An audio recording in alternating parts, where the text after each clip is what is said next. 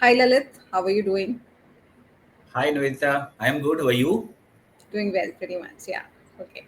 So thank you so much, Lalit, for joining in this LinkedIn Live, and thank you to all our or to all our audience to have joined this LinkedIn Live session, which I'm sure is going to be very interactive and very informative as well.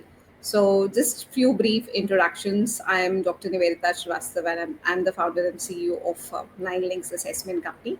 And today I have with me a very old and dear friend, Lalit.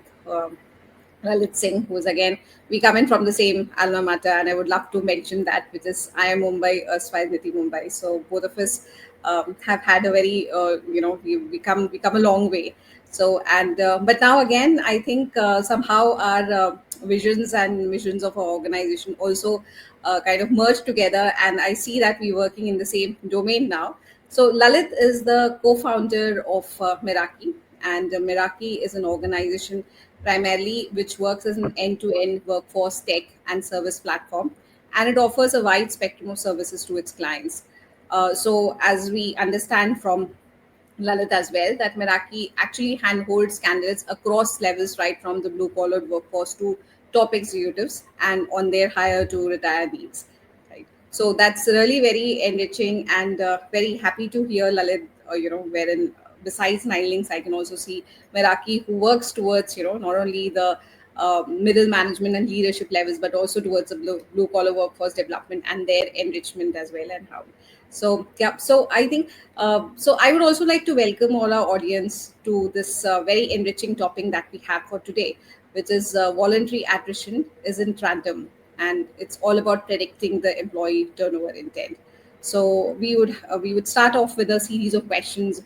It's more of an interaction between me and Lalit, and then we would kind of have uh, you know the remaining 15 minutes for a Q&A session with what the audience can have with Lalit. So Lalit, are you all prepared for this? Thank you, first of all, Nivedita, to have me over here. Yes, we go a long way. I mean, I am Mumbai, I guess, 2004 batch, right? So it's That's right. like Yes. more than two decades that we have kind of been in touch on and off. And yeah, God has its own plans. We are in the same kind of, stream, same domain that we are operating. While you said that we do cover leadership and middle management as well, but our main I mean, if you look at our overall portfolio, 80% of our work involves around entry level workforce, mostly blue collared ones and the gray collar ones. So I um come from a background where I have worked with an NGO and have seen from very close quarters how they live, how they think, these entry level workforce. So it was very obvious for us to kind of understand them. It was very kind of natural for us to understand their needs, and I'm so happy to be here because this is one of the things. More often than not, attrition is or turnover is usually regarded as a number, but there are people behind those numbers, right? They have their own emotions, their thoughts. So if you can understand them beyond the numbers, you will be in a better position to curve that. You will be in a better position to retain them, because at the end of the day, they also want to be wanted, want to be uh, you know, um, regarded for what they are, respected for what they bring to the yeah. So I guess that sets the context. Over to you Absolutely. to shoot your questions. Right. Yeah, sure, absolutely. So, just for the audience, maybe we just bring in some more context to this whole conversation that we're going to have in terms of how do we actually differentiate between attrition and turnover. Just very basic, just for the sake of maybe some information sharing, is I'm sure you would agree to this, Lalit, that when we look at attrition, there are several organization centric factors as well, which kind of lead to an exit of an employee from an organization at any level for that matter. However, when we're talking about employee turnover intent, it becomes more individual centric, right? So which is where besides the organization centric variables, it is an individual's desire or individual's wish to exit from the organization, right? So that's how typically, as you know, since you know that I come in from the HR domain, and I'm also a psychologist and a psychometrician from that matter. So that's it's typically how HR professionals would differentiate between attrition and employee turnover, right? So it has become very it has become, I think, a very kind of very interesting area, or maybe more of a compelling need now, because there are large organizations which are experiencing very high turnover, right? And I think it's going to benefit organizations across sectors, be it the BFSI sector organizations or the BPO KPOs, right, of the sorts, which is where, while the hiring is of course in multiples of hundreds and multiples of thousands every month, but so is the attrition, right? So that's how I think it was really something very compelling for us as an organization as well, to think and talk about it, and how organizations can really benefit from that, right? So yeah, so Lalit, if you're ready, I have my very first question for your inputs. So yeah, okay, sure. Okay. Please go ahead. Yeah, so I would really want to understand that in your experience over these 6 years that you've been spending, and you said that you've also worked with an NGO, which was typically again working for the blue collar workforce. What, in your opinion, or how do you see, which are the most common early warning signs of an employee's intent to leave? I think the biggest one that you can clearly make out is their drop in engagement, the energy level that they bring on the floor. You can see higher absenteeism, frequent shift swaps, reduced ownership, slower responses. I mean, you can see that they are not engaging, and that clearly tells you that there is a problem. Disengagement whispers before it walks out the door, and that needs to be understood. So, we at Meraki. So one of the things, and I would like to draw a couple of minutes over here. Very important that we understand this whole contour. The whole paradigm shift can happen only when you understand what is happening over there. So as I said, and I'll probably keep repeating this multiple times during this whole interview process or live process, that organizations treat them, and I'm sorry, HR especially, we all are in HR domain in that sense, but mostly we treat them like numbers. And so 300 people have joined today, 200 people have left, so they're numbers for you. How do you do a mix match? How do you understand them? All of that come in for to make the whole system work together. So when you are talking about catching early signals, I mean, before you even start catching the signals, you already know what will work, what will not work. So, for example, if you are picking up a batch of candidates from uh, Bihar, and you put them on a job which is very, very, I mean, let's say you put them in a place like Bangalore, they don't like the food over there, so that food will create a kind of early warning signal in that sense that they don't want to continue over there. So why do you want to put them over there? Why don't you take them to another place where they will be happier? A person from Odisha, a candidate from Odisha will be happy in Bangalore. He will be afraid to be in Delhi. So all of that come together. Even before you started your question, sorry, I just thought to set the context beforehand. So Sure. please, even before you start talking about the early warning signals and beyond that, which we'll talk, I'm sure, in the context, it's important to have preventive mechanisms in the place. First of all, the initial match logic, the match logic engine has to be in place, wherein you know exactly what will work over there, and that is what we have tried understanding in this whole space to begin with.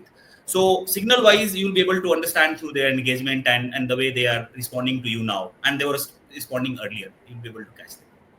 Okay. So as you just said, because how I think it works in terms of predicting. So I think one of the key uh, traits or key variables that I can clearly see is that adaptability of an individual is very important out here, right? In terms of how flexible will they be, if, as you just said, that somebody who's based out of, let's just say that somebody who's based out of Bihar, and suddenly he's been posted or he's been asked to relocate to a South Indian city, right? And how flexible is he in terms of, is he open for change, is he open to relocate, right? Despite all the incentives, I think what I clearly understand is that adaptability of an individual is very important, and so along does his motivation, correct? So how would you want to see their motivation levels, in terms of, would you want to throw some light on their motivation levels, the type of motivations that they have, and how organizations can focus on improvising their motivation to ensure that their turnover is, lesser for that matter. Training and upskilling. Training and upskilling will be important for bringing in that more of adaptation energy, if I want to coin this term. You need to have more adaptation energy. How do you do that? These candidates, they come from very remote places, and they are not exposed to a lot of environments that you are going to throw them into. So bringing in that context through a lot of things, training, basic training, like putting the videos to them, throwing some context, some key learnings to them, and kind of making them ready for the environment that they are getting into, that they are going to enter into, right? So trying to maybe make them intermingle with some of the old workers in the system. So if they can get a offhand feel of who they are going to interact with, what kind of environment that will be imposed into, what kind of food that they are going to expose to, all of that will get them ready. And as I said, and I repeat, you need to catch that signal right there at the training center. Only you will be able to decipher whether they are who is ready or who is not. Out of the batch of that 100, 40% of them will feel comfortable with that food, that new environment. Others might not. So if you can catch them there, you don't need to have a sorry face later as a HR, because you brought so many people, 100, and then 60 left. So that can be curbed to maybe 10, 15. So yeah, that kind of adaptation can be created. It's not only about them having that adaptation attitude. It's about you inculcating that kind of attitude through your trainings and the series of assessments that you can run as a psychologist and psychometrist. Absolutely, absolutely, yeah. So I think this is very informative. This is very, engaging here, Lalit. But so looking at another scenario where the volumes are going to be very high, right? Both of us come in from that research background, which is where data analytics has become, again, the need of the hour. You can't really look at what you are saying is definitely very important as a one-on-one approach. But when it means, especially when you're talking about greenfield projects, or when we're looking at brownfield projects, which is where the recruitments or the or the apprentice programs run in large scales of multiples of thousands, right? So then how, in your experience, has data analytics really helped, or what kind of data that you really look at when it comes to predicting such kind of behavior, which will help us in understanding their exits? Factories have been in for, and so have been workers. We needed candidates, and factories have been trying to get them. There have been manpower companies, agencies who have been doing it. What brought us to, what how Meraki's inception was conceptualized, one of the reason was this data analytics. We understood that there is so much that can be done in this space, the technology, the use of technology. Thankfully, now we have AI as a tool. So I'll talk about tech, and then I'll slightly get into the AI part of it, which is even making space more interesting actually. So as we have been exposed to a lot of technology, and my journey has been through Unilever's and ITC and Seoul, Samsung Electronics. I have been working with a lot of technology companies, and understood that technology can play a big role in bridging the gap, the larger diaspora that India presents to us. You are talking about north and south and west and east.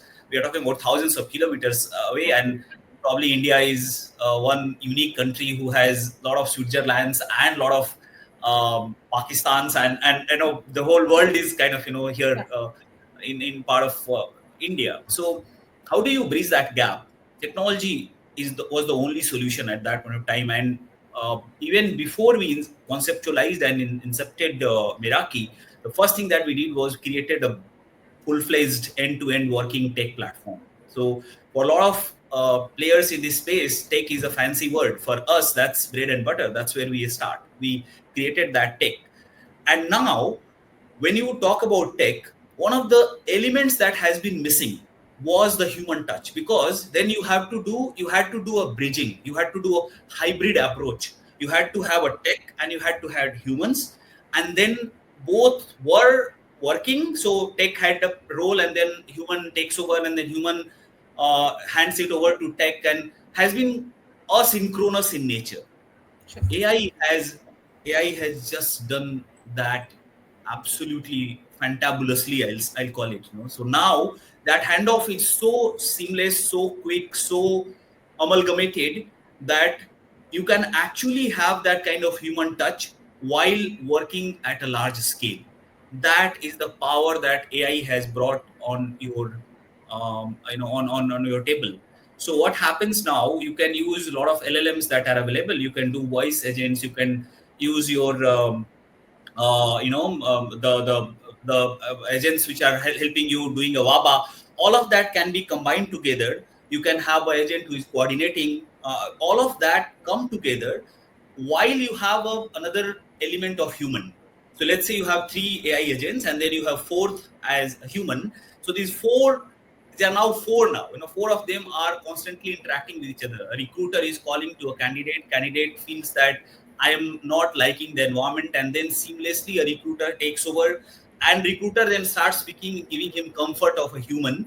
That wasn't possible earlier. That had to be done to thousands of candidates earlier. Now, because of this AI whole revolution, this is at scale you can do with AI, and while 50 of them might need a human touch, it's easy to tackle or take care of those 50 questions from those candidates. So this handoff, the seamless integration between AI and a human, has opened a new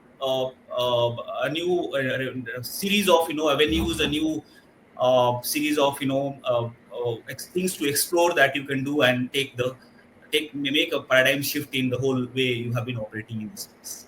Sure, sure, sure. Of course. So, from those learnings, Ladit, could you also share which are the other, because see, the whole objective is to understand how we can predict and how we can, manage this turnover or the voluntary attrition, as we might call it in some other, in a few more words for that matter. Is that besides, so how has this data analytics or how has your LMS really helped out? What are the key drawings or the key results, as what you have, what is the information that you've gathered? Could you also throw some light on that in terms of, that besides, let's just say that we spoke about their adaptability or flexibility or their motivation levels, have there been other reasons that you have been which have been very visible, which can actually help organizations or and HR professionals for that matter to, to understand and how they can curb attrition and turnover at that matter? So one of the things that you can do is create an engagement survey. You can second, you can collect managers' feedbacks. Okay. Third, the attendance and productivity patterns, as we spoke about, when we started our questions. One of the ways you can gauge is that their engagement level is by absenteeism. So that guy is saying that I'm absent because I am not feeling well, and that's happening quite often. There is a problem. So attendance and productivity patterns, the productivity that used to come, and now he is more distracted. He's not in his own. So all of that you can easily monitor, because there are facial recognition systems. There are daily attendance, daily productivity measurements happening on factory anyways. You just need to feed that to AI. AI will be able to give that productive analysis, and basis that you will be able to create your prediction analysis. Financial or personal stress indicators. There are situations when they talk to each other. There is a medical emergency. So for example, at Meraki we have tried to help them by providing them salary advances. So people or the candidates who are coming for salary advances and they are citing a reason like medical emergency, you know that there are some personal stress indicators. So all of that have to come together from your data to talk about symptoms, right? So data shows the symptoms, but then you need to talk at the end of the day. Only conversation can reveal the real cause, the cause of their true um, disposition. So couple of things, as I said, I just repeat, summarize it for you. So engagement surveys that you need to look at, managers' feedbacks, very important, because the immediate supervisor or whoever is managing the breed, he will be able to clearly tell you, these are the guys who are looking distracted, more distracted. They were not, they are now. So you know that there is something changing. Right? Attendance and productivity patterns, financial or personal stress indicators, all of that are parameters that help you gauge if things are running on course or you need some corrections. Sure. Right. Absolutely. So I think some of the key factors that I'm going to keep, reiterating or keep repeating is, as you just said, I can clearly see absenteeism is, having a check on absenteeism could also be a key indicator in terms of understanding what is their intent to stay on in the organization or have an exit. So that's another thing that I clearly draw from what you just said. Lalit, could you also share a typical case? Maybe you may not want to, mention the name of the organization, but since you have multiple clientele, right? But could you also mention which is where, as an organization, you took some initiatives to, which is where, or maybe you could kind of handle the situation, a typical case where a typical scenario where the organization was did you actually come across a situation wherein the organization was actually facing huge attrition issues and huge turnover issues, and you could actually, you as an organization could actually work towards it and you could manage the situation? So in one of the cases, one of the southernmost states of India, we had one warehousing project where we had to deploy almost 1,000 workers, and a lot of them were being sent, and we could clearly see these signs. Absenteeism was high, and some of the batches who were migrated from uh, UPs and West Bengals of the world, they left from there. Initially, we thought maybe there are settlement issues. They are probably taking time before even getting settled. They are leaving, and we didn't have that adaptation tank built yet. We didn't have that training center built as yet. We call them M centers over here, Meraki centers in that sense. Okay. We didn't have that, so they were like being pulled from migrating states, and they were being sent to the states where they were migrating to, right? So probably we thought that initially that could be a reason, but then we realized when we started our managers' feedback, so when supervisors started interacting with them, they understood that they are not able to cope up with the costs. So it was one of the highest paying client actually. So we thought that salaries are pretty good. We are talking about maybe 50% higher salary than the usually you get at entry level. But there is a problem. So the real answer that came out was that the housing and food costs they were managing on their own, and that in a foreign land for them, it's foreign land, it was coming to astronomical levels, and that was creating a lot of problem for them. So what we did, we created a whole ecosystem around it, rented a place, a huge space where we put our cook, our utensils, canteen, and so clients do give canteen facilities mostly, Absolutely. especially in the factory or housing kind of environment. But then that is lunch. That may be at most breakfast. What about dinner? Where do they live? So all of that logistics was supposed to be figured out. And once that was taken care of, we outsourced it to an agency who we had our control parameters in place, and then we could manage to do that. And suddenly, when the housing and food costs were taken care of, the whole absenteeism dropped down to 3, 4, 5% level, which was initially we could see the first month attrition was as high as 50%, Okay. sometimes 55%. So that was a major reason. Unfortunately, these guys, no one listens to them because they are not heard, right? They are numbers for us. So I said that I'll keep repeating that Sure. thing. So it's important to understand what they are going through, and which is where the AI will now help a lot. AI is helping us a lot already. So we have set a mechanism wherein feedbacks are collected, and then our feedbacks can be automated. Anonymous feedbacks are collected. So he is also afraid of his supervisor that probably supervisor will feel that um, he has been complained about, right? So then there is a problem. He will have a problem at shop floor. So he doesn't want to come out, and he's shy. Now there is a mechanism wherein feedbacks can be collected anonymously. So we know that out of 30 batch that came, if 25 or 20 are saying the same thing, or even 10 are saying one single thing, that is a problem. So we have been able to understand through those feedbacks, understood their need, the real struggle, which was with cost, and we created that intervention. And that is when actually we came up with it was initial days. So that is when actually we came up with that salary advances feature also, because in the need of that 3,000 rupees at the month end, uh, and salary comes on 7th, and then by 10th or 11th their salary is out because they have to pay a lot of expenses, further Exactly. expenses.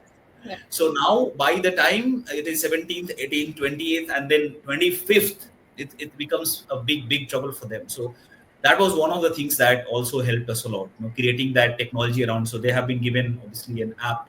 On that app, they can just go and apply for salary advances. Within half an hour, their account gets credited. So that's a big relief that they got. So understanding them, understanding the interventions needed, and doing Sure. that in right time helps you do that. That was one Right. of the cases we Sure. could see that. Yeah, absolutely. Uh, So one of the other reasons that we've been seeing, Lalit, is that in terms of job restlessness, right, which is where people switch jobs. Maybe as we just said, salary is one thing, but do you also think, or have you also witnessed where uh, some other reasons besides salaries in terms of salary increments? Do you think education has also been one of the reasons for job restlessness, and so which is where their plans to go in for higher education? Have you witnessed any of such scenarios, which is where plans for higher education has been a reason for people leaving, exiting? So if you look at the way a white collar or a senior employee behaves, or his reasons of turnover or attrition, turnover in your context, in your language, and a blue collar behaves is very different. A white collar guy will usually leave because he feels that the job is stagnating him, or he feels that he's not amply rewarded, not recognized, right? Recognition plays a big role. And in new fad, there are a lot of talks about work-life balance, right? So all of that are the key reasons why people leave job at a senior position, at a mid-level position. When it comes to blue collar, the reasons are very different. In case of blue collar, as I spoke about, the most important is financial insecurity. Whatever reasons, any whispers that they might be fired, or company is not doing well, even though at micro level that is not going to translate into his job loss, he feels that great insecurity, he will go to a secure place, which is why you see a lot of talk about government jobs that people talk about. Financial insecurity is one of the reasons. Poor work conditions, and that I can tell you, Nivedita, comes in various forms. One of the I mean, say bizarre scenarios, in one of the most reputed organizations in Pune, we brought diploma candidates. They're supposed to be technical people, right? We brought them on the floor. A couple of buses they came, and there is a get pass entry. Finally, they are in. 2 days later, or I think 2 days later, all of them left. And the reason was that clients. housekeeping team hadn't come. So for them, they were numbers. So they put them on the housekeeping. A diploma guy, for him, it was a big setback. For them, it was like, I haven't come here for that. They couldn't complain much because supervisors are in power. They will say, they will dictate the terms and you will have to abide by that. So as candidates, as workers, they were forced to do that. They did couple of days, and their whatever reasons, their housekeeping team as the absent actually kept lingering. They kept using them. Couple of days later, it was enough for them, and they left the job. We kept on trying to persuade later. There was team, was behind them. Couldn't work out because for them, poor work condition was the tag which was given to the company itself. Companies don't understand that in this process, what kind of brand loss they have gone through because workers talk. There is a lot of there is a lot of power in referrals and the way they speak to each other. Virality kicks in either way. You find they find the Meraki is doing good job for them. They are taking care of. They are giving salary advances. They will talk to more candidates, and 50% of hirings actually, or 50% of our hiring actually happen through some or other referrals from the candidates themselves. So you have the power. You have the power to bring them together. On the other way, if you don't give them right environments, they will leave and they will talk to five more people, saying that don't go to that company. Is company not right? So it is important to know that at blue collar level, poor work conditions play a lot of role, and probably the most important, one of the most important reasons is delayed payment. So for them, every day is a firefighting, right, in their life. So somehow they have been managing. Seventh, they are waiting for the salary, and eighth or ninth, that's a big upside turn for them, and that can be good enough a reason for them to leave the job as soon as they get the salary, because Sure. this company doesn't pay me on time. So three key reasons I can cite for you here: or delayed pay, poor work conditions, financial insecurity for the blue collar. Absolutely. Yeah. So again, yeah, of course, Lalit, but but again, these are very organization centric variables, right? So what we have been kind of also promoting in terms of helping organizations as an organization, Nine Links has been, focusing on helping organizations identify individual centric traits, right? So some of them that you clearly mentioned and I can clearly draw, and it kind of helps us justify the whole assessments that we do, which is where we focus the assessments can focus on adaptability of an individual, or their motivation levels for that matter, or as you just mentioned there, how do they see work life balance, right? Are they literally having a work life balance for that matter? And also, I think, do you think, Lalit, one's optimism level or resilience also plays an important role, in your experience? Any specific incident, any specific case that you would want to share, which is, you just kind of mentioned a case which is where they were being put on a role for housekeeping. Any other similar case where you want to highlight resilience or optimism as an individual trait which could help them stay on in the organization, or you as an organization could manage that by bringing making them more optimistic and bringing out some resilience in there among them? As someone said that once a man's mind can conceive, one can achieve. We have seen a lot of examples over there. Mind plays a lot of role. Their own motivation level, their level of optimism has played multiple roles in multiple scenarios. One of them that I can recall right now is there was a company in Haryana, Hisar, and there was one guy, and in fact, luckily he had the same name as mine. He was Lalit, and this guy, he was so uh, optimistic about his life that he came as a fresher, and he kept rising on the yard. And I mean, we didn't need a supervisor over there. He was the supervisor. Later on, obviously, we declared and made him into supervisor. He started managing the whole breed. They started nurturing. Initially, we heard a lot of complaints about company because the company was in textile industry. That's working condition are not that great. But then, as a worker, you have to adapt to the conditions that are given to you, because more often than not, you won't have choice to change the conditions as such, right? So how do you adapt to the situation? How do you work around? That guy was a classic example to make that change happen. He started working with them, right, taking out and having some fun sessions over there on his own, and that whole thing actually started changing a lot of things in that company. We saw attrition levels reducing from 30% to 10-15% over there because of his initiatives alone. One guy. And obviously we made later him into a manager, and he's doing pretty well in his life. Sorry. So it's important to have that right approach. You can always decide, many often, as, and if I can be a little philosophical over here, many often you can't change the world, you can't um, keep on laying the carpets, but what you can do, you can change your shoes, right?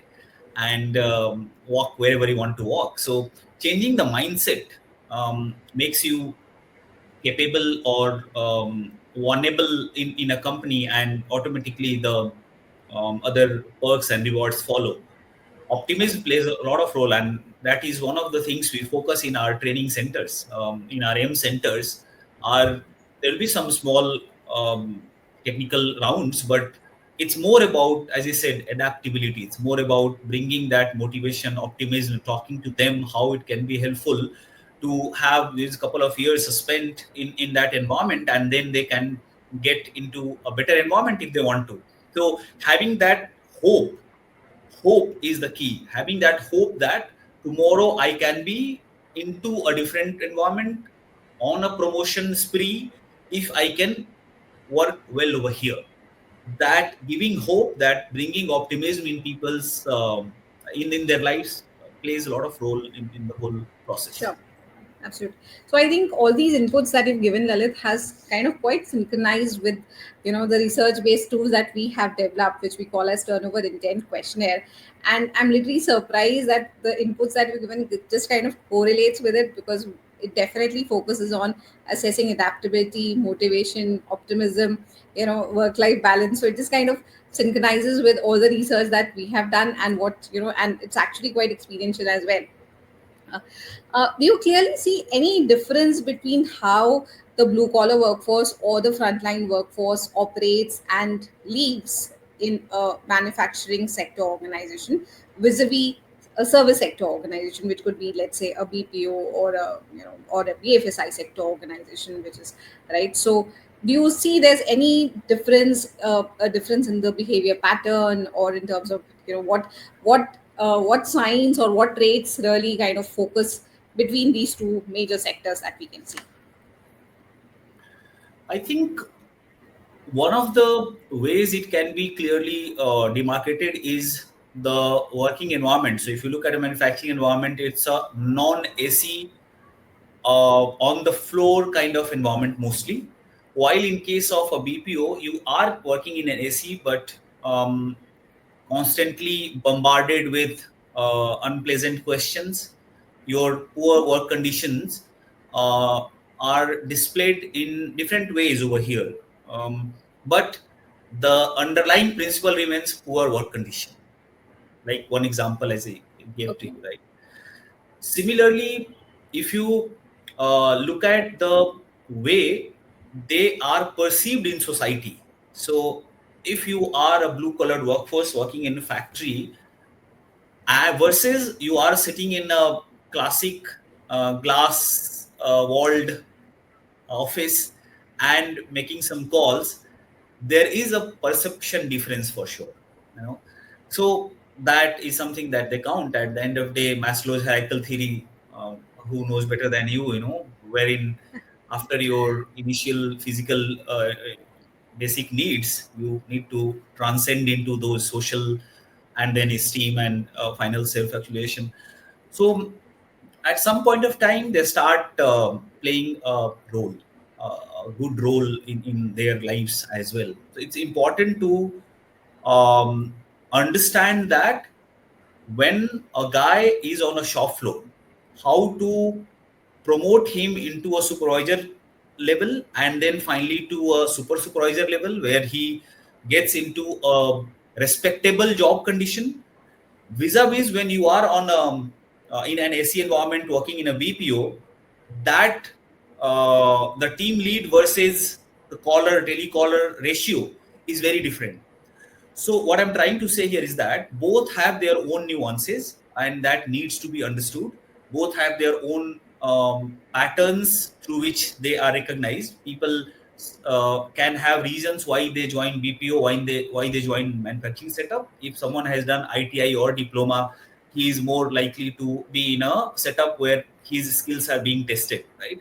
Versus someone who is fluent in English or some other language, or a French, or maybe even for that matter a Marathi, and then he's put into a job where he can talk to people like that, versus back end processes where people have different skills. So all of that have different nuances, and you need to show them the brighter side of that particular job role. So if you are a machine operator, you have a quicker chance to promote yourself to a supervisor, is how you need to tell them and motivate them, bringing that optimism. While versus when you are in a BPO setup, you are in an AC environment, having a nice perception in the outside world that you are doing a white collar kind of job. That brighter side needs to be brought to their fore. So while we understand and appreciate the value that they bring on table, we also know, and let's be real about it, that we also understand their limitations. Someone who doesn't know a language properly, or he cannot communicate properly, cannot be put to a BPO job. So but then he has a better use somewhere else. You need to put right people for On right that. role. That is Correct. important, and which is what we keep saying, our favorite line in Meraki, that having right resources at right time, in right role, with a right company, in a right location, makes Okay. you the right fit Sure. candidate match, and that's how you will be able to curb your attrition. Of course, you brought a new angle to the whole thing, which is right location. Of course, so I think it matters a lot when definitely relocation is Certainly. something that becomes a huge challenge that we can clearly see. Yeah, so I think again, once adaptability needs can definitely be, adaptability traits can be assessed and sure, great, great, right, okay, sure. So. Yeah, I think that this has definitely been very enlightening, Lalit, and it kind of just kind of you know uh, increases our confidence as an organization as well. Which is again, as an organization, again, Nine Links has always been very focused towards the bottommost segment of the pyramid, right? So, which is of course, as we often see, is the most neglected as well. I'm sure you would agree to that, True. and which is where. But if you look at the pyramid, it still kind of encompasses, or it takes care of the biggest proportion of the whole pyramid. So while it is the most neglected, but again the biggest chunk of the employee workforce. So if you don't take care of your bottom line, so then how does the rest of the pyramid function and sustain? So I think of course the focus has definitely to be across levels. So of course, while yes, so I think some of these tools that, as you just mentioned, I do think they can be helpful in terms of helping organization understand these traits that we've just spoken about in a more systematic and a more scientific manner, especially when it comes to hiring and recruiting multiples of thousands, in one go, which is where an individual one-on-one can be quite a challenge to understand their turnover intent.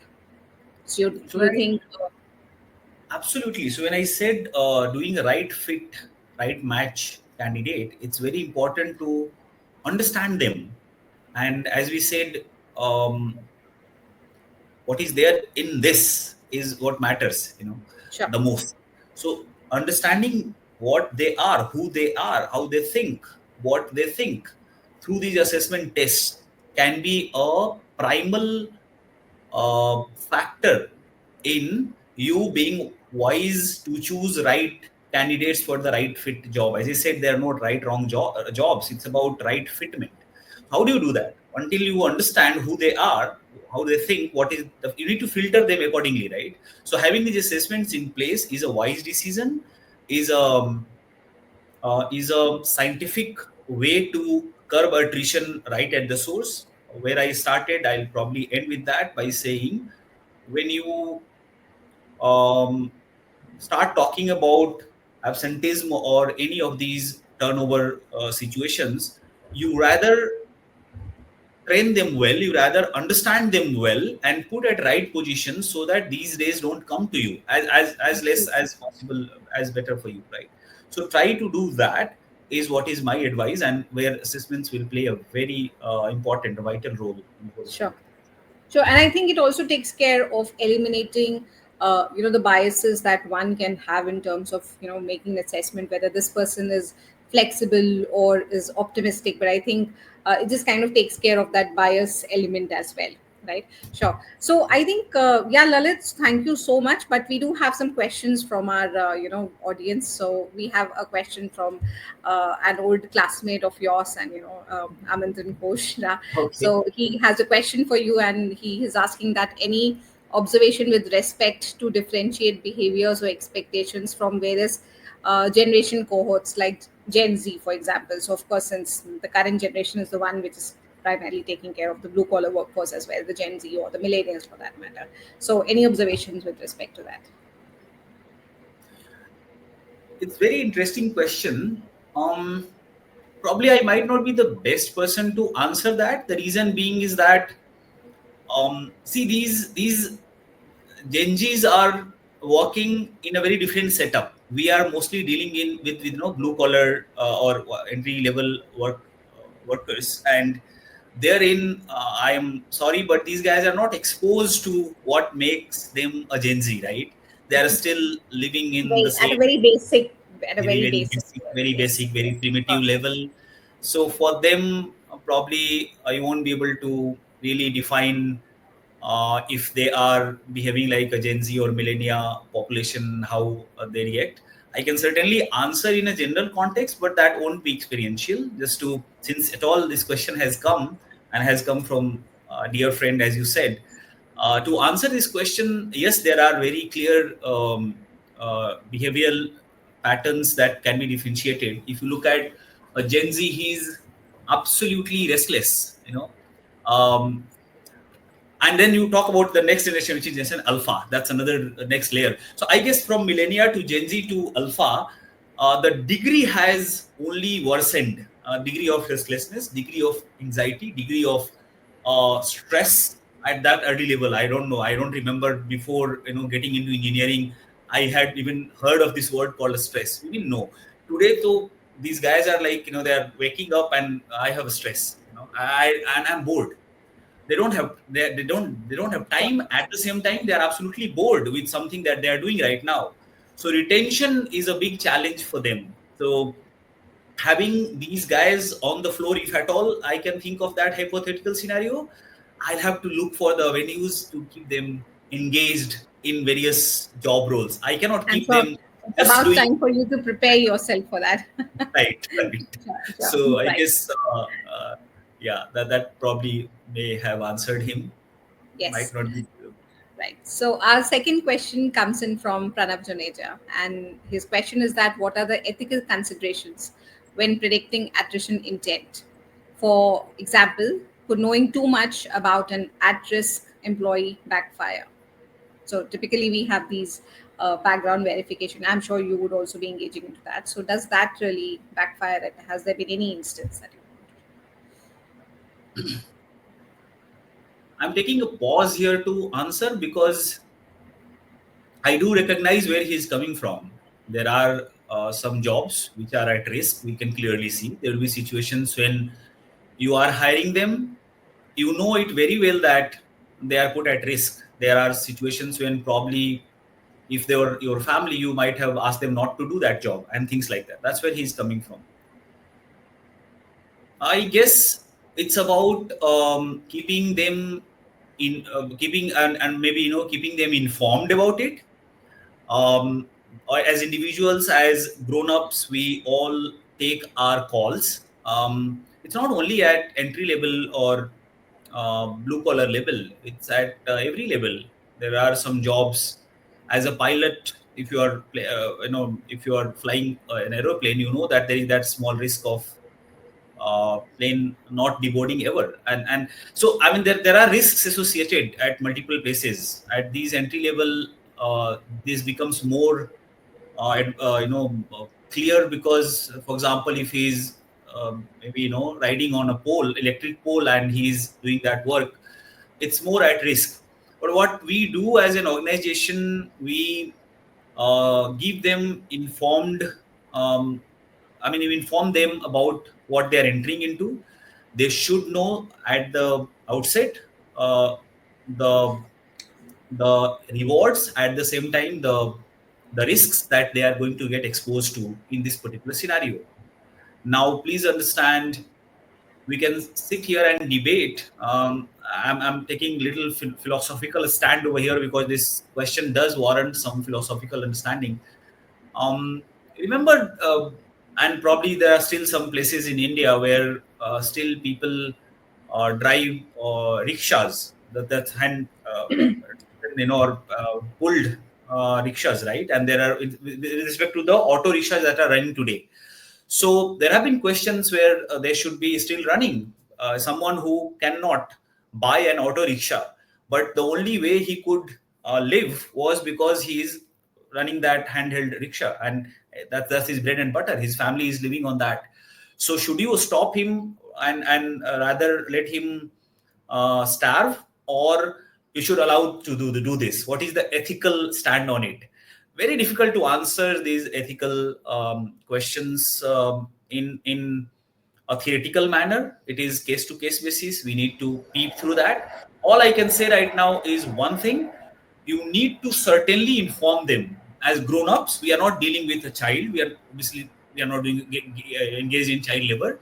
So these are grown-up individuals. You need to educate them properly. You need to tell them what they are entering into, and with their skill sets, their experience level, their understanding of the job at hand, they should be taking cognizant call. Is all that we can do at this scenario, and we keep doing that. There are we recognize, we acknowledge, we reckon that there are some jobs where there are risks, and we tell them, and still they decide they can do that. Is what probably I can answer right now. Sure, sure, absolutely. Our next question is from Prapti Mishra, and her question is that from a CEO's perspective, what's harder, hiring the right talent or retaining them? I think um, grabbing a customer is always more difficult than retaining a customer, and that's case here also.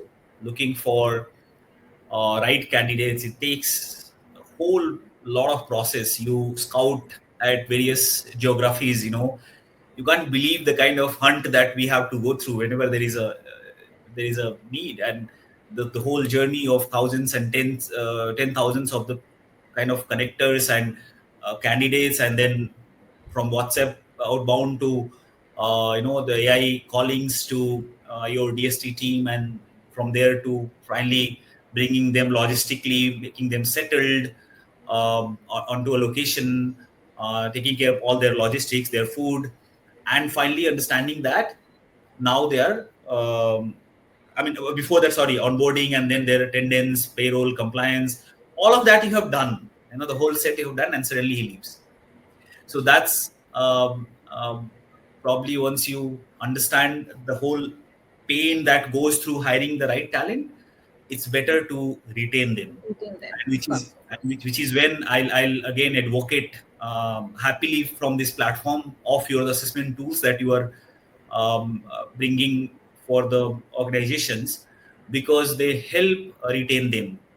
You have already done, probably your tool won't help hire them, because you have to still go and do those physical activities at the places. But what you can do, once you have brought them on the fore, they have shown their initial interest and they have come to you, understanding them, assessing them properly, and putting them on right jobs, and ensuring they are engaged deeply and happy, taken care of as much as you can, of course, under the boundaries of the client. That's easier, much easier than going out and scouting again for right talent. Sure. So I think it just kind of takes care the the cost to the company to again, I mean, to rehire. So I think it just takes care of that. So Absolutely. if the focus is right in terms of retaining them, then that cost of rehiring can be taken care of, right? So CAC, CAC is always a lot higher than CRC. The candidate acquisition cost is higher than candidate retention cost. And absolutely, once you absolutely. understand that as employer or as a CEO, um, it will change the paradigm, the way you think, the way you have Sure. been dealing with these workers. Absolutely. Yeah. Wonderful. Okay. We have a question from Sanjana, and her question is that do leadership styles play a measurable role in early detection of turnover intent? And does it also, so I would also want to add on that do leadership styles also change your course of action or play a role in the course of action to manage turnover or to manage attrition for that matter? Both, a lot, a lot. So I'm someone who is a big fan of having right leadership style. Um, as an organization, and I'm saying this on a live forum, as an organization, we are very, very particular about how we are nurturing our people. So I, more often than not, I call myself as a gardener, someone who garden these crops, these flowers. It's very important to understand what they want, how they can be taken care of, and doing that. Leadership style usually is other way around. I don't need to talk about that. The stick theory that people still believe a lot in. Um, I think it is important to have a right balance. It is important to have productivity, important to have numbers, which is something that's unquestionable, especially in the fittest survival environment that we all are exposed to. Because as an organization, we are also responsible for our own clients. It can be a end consumer, it can be a B2B environment. You are responsible for someone. So we all are living in a world of fittest survival. So that is sure, yes, there, but it doesn't it doesn't stop you from respecting an individual. I mean, he can have a different social, economic um, status. He can be a different gender. But what is important is that you can respect him for his individuality, who he or she is, right? So that is very, very important. That you should do.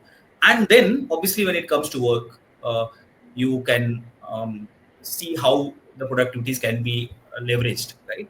So leadership styles play a lot of role, and I am a big fan of it. As I said, you need to know the right leadership style. Many a times, leaders cannot change their leadership styles, and hence these questions. Because even if I can talk a lot about one particular leadership style that might be working for us, might not work for everyone, which is okay. But then, to answer your question, yes, Sanjana, it does play a lot of role. You can, as a leader, be in a role wherein you can understand, if you can understand them, because they are in a position to speak to you, because you have that kind of leadership style, the detection will be that much easier. As I said earlier also, data can only send you symptoms, it can reveal you symptoms, but then your conversations change the course, right? So how Absolutely. to engage them in conversations is possible only when samne wala is opening up with you, right? He has to open up with you. If he doesn't open up, then so your leadership style does change the way they interact with you.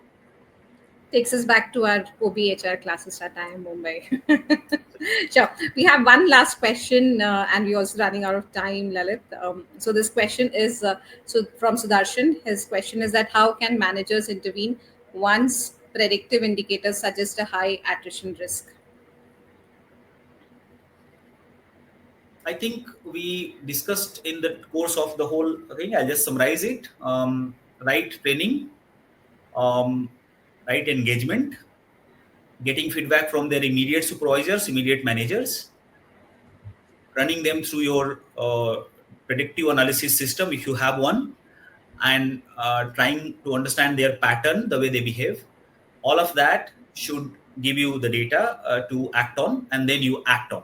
And that's the most Sure. important thing as a leader. Absolutely. All of Absolutely. that should come together. Yeah, sure. Okay.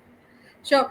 I think we've come to an end to this LinkedIn Live. Thank you so much to the audience, and thank you so much, Lalit, for agreeing to join on this LinkedIn Live session. And I'm sure it was very insightful, and it definitely does bring out a lot to the table.